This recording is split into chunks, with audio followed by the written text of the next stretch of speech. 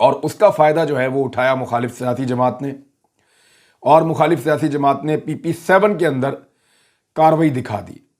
अब वहाँ पे दोबारा वोटों की गिनती की जाएगी, क्योंकि मैं भी हैरान था, 4-5 हज़ार की लीड से पाकिस्तान तहरीक इंसाफ जीत रही थी, अचानक सिस्टम डाउन हो गया और जब दोबारा रिजल्ट आया तो फिर एकदम फ़र्क पड़ गया और वो जमात बिल्कुल PTI के बराबर आ गई और 50 वोटों से इलेक्शन जीत गई।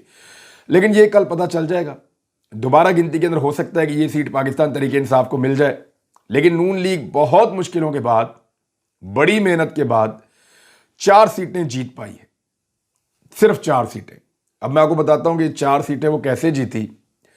ये बड़ी अजीब कहानी है कि नून लीग ज़्यादा जीती है या ज़्यादा हारी है पिछले इंतखाब के नतीजे में, और पाकिस्तान तहरीक इंसाफ ज़्यादा जीती है या ज़्यादा हारी है पिछले इंतखाब के नतीजे में। अब बहुत सारे बहाने